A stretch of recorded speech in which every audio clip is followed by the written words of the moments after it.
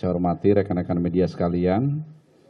Sore ini saya akan menyampaikan informasi sementara per hari ini terkait dengan korban dalam bencana alam di Kabupaten Cianjur ini.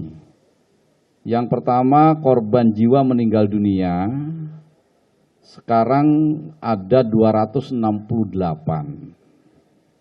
Dari 268 itu yang sudah teridentifikasi, ya, dari 268 yang sudah teridentifikasi siapa-siapanya ini sebanyak 122 jenazah. Kemudian di samping tadi 268 dan yang sudah teridentifikasi 122, masih ada korban hilang dan ini masih dilakukan pencarian secara terus-menerus sejumlah 151 orang.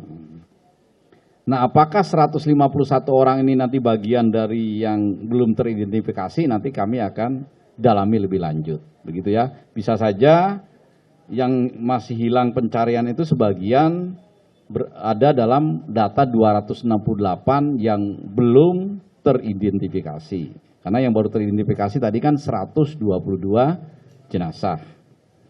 Kemudian luka-luka yang kami peroleh sampai sore ini sebanyak 1.083 orang. Kemudian untuk yang mengungsi ada sejumlah 58.362 orang. Kemudian kerugian material. Kerugian material rumah rusak berat dapat informasi sejumlah 6.570 unit. Kemudian rumah yang rusak sedang sejumlah 2.071 unit. Rumah yang rusak ringan ada 12.641 unit. Sisanya semuanya masih terus kita laksanakan pendataan. Kemudian daerah yang terdampak, ya, ada 12 kecamatan.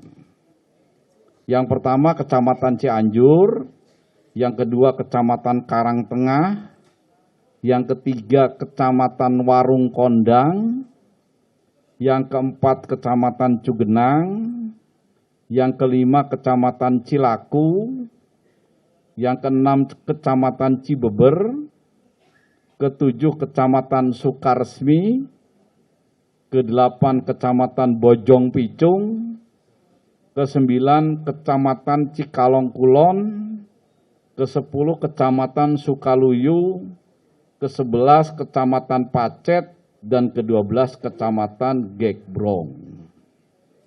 Dari 12 kecamatan ini, masing-masing kecamatan sudah berdiri tempat-tempat pengungsian. Bahkan mungkin jumlahnya bertambah. Karena tempat-tempat pengungsian yang 12 ini adalah tempat-tempat pengungsian yang diharapkan terpusat bagi masing-masing kecamatan terkait pengungsi korban gempa di kecamatan itu. Tetapi seharian kita lihat tadi ada juga warga masyarakat yang mendirikan tenda-tenda seadanya di dekat rumahnya masing-masing. Nah, ini kami dari BNPB, BPBD, TNI, Polri, dan semua kementerian lembaga, NGO, LSM, dan semua stakeholder yang berkaitan dengan penanganan bencana ini akan terus membantu, mendampingi. Kami usahakan bahwa yang masih mengungsi di titik-titik dekat rumahnya ini bisa masuk ke tempat-tempat pengungsian terpusat agar lebih terjamin dari segi perawatan, pelayanan, maupun logistiknya.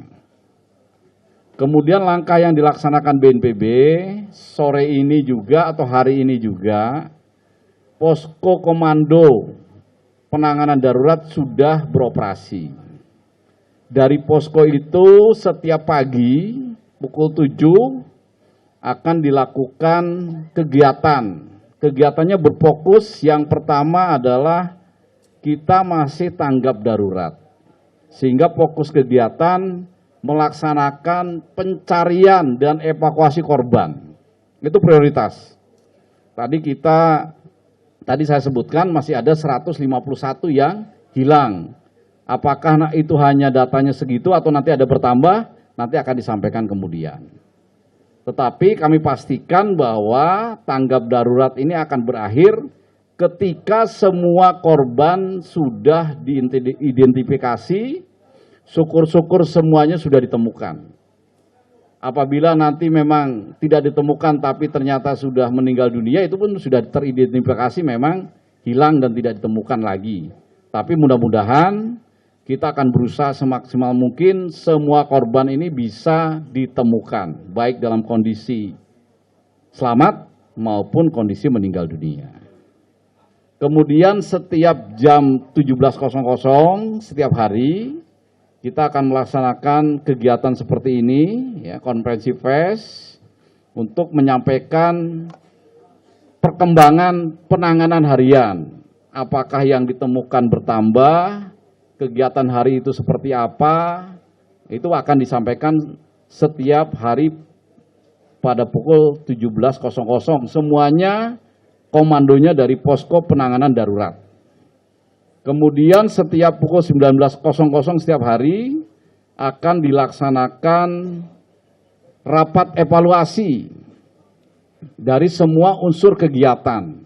Ya, jadi tidak ada lagi nanti semuanya bergerak tanpa komando. Diharapkan semuanya melakukan kegiatan dalam penanganan pengungsi ini betul-betul seirama dan semuanya tidak sendiri-sendiri. Termasuk dalam bantuan kepada masyarakat, baik yang datang dari pemerintah pusat, kementerian lembaga, unsur swasta, ya, yang banyak yang membantu, semuanya akan dipusatkan di posko pendataannya. Nanti pendistribusian bantuan-bantuan itu akan diatur oleh posko. Di posko ada yang bertanggung jawab di bidang pencarian dan pertolongan, ada yang bertanggung jawab di bidang logistik dan pendistribusian, dan ada yang bertanggung jawab terkait dengan kegiatan harian. Semuanya dijabat oleh para pejabat eselon 1. Supaya kegiatan ini bisa sinergi dan sungguh-sungguh. Kemudian para pengungsi hari ini rata-rata sudah mendapat fasilitas yang lebih baik daripada tadi malam, tentu saja. Tenda-tenda yang lebih besar, yang representatif ini sudah didirikan, baik dari pemerintah daerah, baik dari TNI, Polri, Kementerian Sosial, BPBD, BNPB, dan tenda-tenda bantuan lain. Diharapkan tidak ada lagi yang menggunakan tenda seadanya. Nanti Ibu Dwi Korita akan menjelaskan situasi terkait iklim. Ini iklim hujan, jadi kita khawatir kalau tidak tempatnya representatif, misalnya tidur di tenda pun diharapkan tendanya yang aman begitu, sehingga kalaupun hujan ini bisa berlindung di balik hujan itu. Kemudian logistik, kami juga sudah distribusikan, dapur-dapur umum ini sudah beroperasi. Logistik per hari ini cukup banyak, ya. Jadi di tenda-tenda itu bisa semuanya terlayani. Kalau masih ada yang kurang sempurna, masih ada yang belum terlayani, ini hari demi hari, lambat laun ini tentu saja berusaha kami perbaiki. Kemudian rumah sakit yang ada, Rumah Sakit Umum Daerah Cianjur, Rumah Sakit Sayange, ini dua-duanya sudah beroperasi, bahkan menambah tenda-tenda di depan rumah sakit. Kekurangan-kekurangan tenda ini ditambah terus. Kemudian tenaga medis ini juga dari Kementerian Kesehatan juga sudah dibantu, khususnya terkait dengan dokter-dokter bedah ahli tulang. Dan yang berat, untuk tidak menambah beban Kabupaten Cianjur, sebagian juga sudah dirujuk ke rumah sakit di luar Kabupaten Cianjur. Kami informasikan bahwa kemarin 100 pasien juga sudah kirim ke Rumah Sakit Hasan Sadikin di Bandung. Kemudian dalam tanggap darurat ini, rekan-rekan media sekalian, kita sudah menyampaikan kepada masyarakat bahwa masyarakat akan didampingi, dilayani, tidak akan menderita secara sendirian. Tadi ada kunjungan Bapak Presiden juga sudah menyampaikan kepada masyarakat, rata-rata masyarakat ini memikirkan rumahnya. Banyak rumah tadi yang rusak berat itu hancur, ya. Ini ada 6.570, sudah kita jelaskan kepada masyarakat. Makanya tanggap darurat ini bisa cepat selesai gitu. Mudah-mudahan 7 hari sudah clear, sudah tidak ada lagi yang harus dicari, sehingga nanti masyarakat ini bisa tidak tinggal lagi di tenda. Ya. Ada 2 skema. Yang pertama, bisa juga dibangun rumah hunian sementara. Nah, hunian sementara ini belajar dari pengalaman bencana-bencana sebelumnya, ini bisa dibangun berdasarkan dana bantuan-bantuan non-pemerintah. Atau juga dari pemerintah nanti sesuai dengan situasi dan kondisi. Yang skema kedua adalah masyarakat terdampak ini juga diberikan dana tunggu hunian. Misalnya satu keluarga ini punya keluarga yang mau menampung, atau tetangganya, atau orang tuanya, atau sanak saudaranya, ini bisa. Ya, jadi bisa untuk sementara ditampung oleh keluarganya, dan dari pemerintah ini akan membantu dana bulanan untuk sewanya itu, namanya dana tunggu hunian. Sampai kapan? Sampai rumahnya sendiri itu selesai dibangun oleh pemerintah. Nah, kami tadi sudah koordinasi dengan Bupati, ya, Pak Bupati akan melaksanakan pendataan secara cepat, gitu, sehingga setelah tanggap darurat, mulailah kita membangun rumah-rumah masyarakat yang rusak berat itu, supaya dalam waktu yang tidak terlalu lama mereka sudah kembali ke rumah yang baru. Itu semuanya dibangun oleh pemerintah.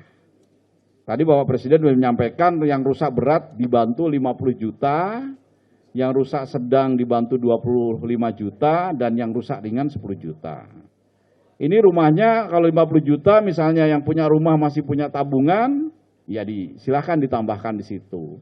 Sanak saudaranya ingin membantu semen, membantu keramik, bisa juga ditambahkan di situ.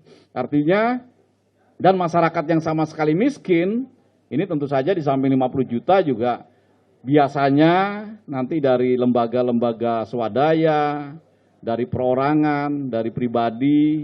Indonesia ini terkenal dengan dermawan, ya, apalagi dalam bencana ini semuanya ingin membantu. Ini pun segera bisa membantu, sehingga meskipun dari pemerintah pusat hanya 50 juta, tetapi rumah yang nanti dibangun itu sudah layak untuk dipakai dan bisa untuk melanjutkan hidup pasca gempa. Itu rekan-rekan media yang perlu saya sampaikan. Sila saya kembalikan untuk sementara kepada moderator. Terima kasih. Wassalamualaikum warahmatullahi wabarakatuh.